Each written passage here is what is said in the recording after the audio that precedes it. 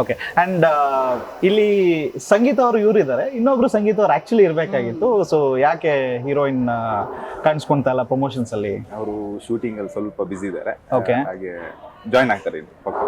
Okay and ಮೂವಿನಲ್ಲಿ ಒಂದು ಸ್ವಲ್ಪ bold ಸೀನ್ಸ್ಗಳಿದೆ. I know ತಾಯಿ ಮುಂದೆ ಕುತ್ಕೊಂಡು ಅಷ್ಟೆಲ್ಲ ಮಾತಾಡಬಾರ್ದು ಅಂತ, ಸ್ವಲ್ಪ ರೊಮ್ಯಾಂಟಿಕ್ ಸೀನ್ಸ್ಗಳು ಆಮೇಲೆ ನೋಡ್ತೀನಿ ಬಿಡಿ ಮತ್ತೆ ರಿಲೀಸ್ ಆದ್ಮೇಲೆ ನೋಡ್ತೀನಿ. ಸೊ ಇದೆಲ್ಲದನ್ನು ಕೂಡ ಇದೆ. ಐ ಥಿಂಕ್ ಒಂದು ಲಿಪ್ ಲಾಕ್ ಸೀನು ಕೂಡ ಇದೆ ಅನ್ಸುತ್ತೆ. ಹೌದಾ? ಗೊತ್ತೇ ಇಲ್ಲ ನನಗೆ. ಸ್ವಲ್ಪ ರೊಮ್ಯಾಂಟಿಕ್ ಸೀನ್ಸ್ಗಳಿದೆ. ಓಕೆ, ಸೊ ಈ ಸೀನ್ಸ್ಗಳನ್ನ ಆಕ್ಟ್ ಮಾಡ್ಬೇಕಾದ್ರೆ ಎಷ್ಟು ಕಷ್ಟ ಆಯ್ತು? ಕಷ್ಟನಿಲ್ಲ, ಈಸಿ ಇರುತ್ತೆ. ಕಷ್ಟ ಆಗುತ್ತೆ.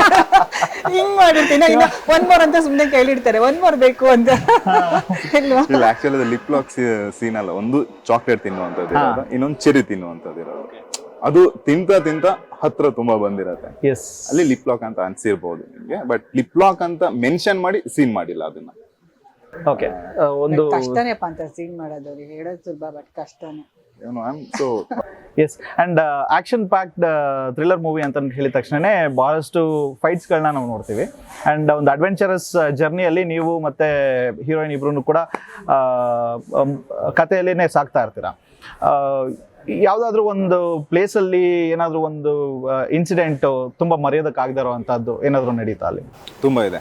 ನಾವು ಫಾರೆಸ್ಟ್ ಅಲ್ಲಿ ಶೂಟ್ ಮಾಡಿರೋದು ಕುಕ್ಕೆ ಸುಬ್ರಹ್ಮಣ್ಯ ಇದೆ, ಅಲ್ಲಿ ಗುಂಡಿ ಅಂತ ಫಾರೆಸ್ಟ್ ಇದೆ. ಓಕೆ, ಕಾಡು ಒಳಗಡೆ ಆನೆಗಳಿದೆ, ಹಾವುಗಳಂತೂ ರೆಗ್ಯುಲರ್ ನೀವು ಹಿಂಗ್ ಕುತ್ಕೊಂಡಾಗ ಹಿಂಗೊಂದು ಹಾವು ಹೋಗ್ತಾ ಇರೋದು. ಓಕೆ, ತುಂಬಾ ಹಾವುಗಳು ನೋಡ್ಬಿಟ್ಟಿದೆ ಹಂಗೆ.